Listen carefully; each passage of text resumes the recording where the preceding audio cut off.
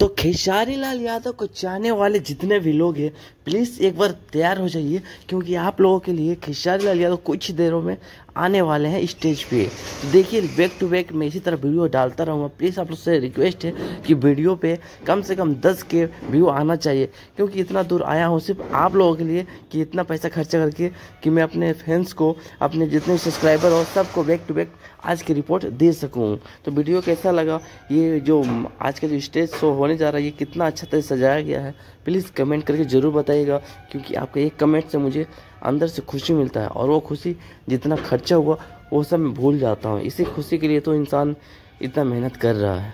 तो आप लोगों से मेरा निवेदन है ज़्यादा से ज़्यादा वीडियो को शेयर करिए।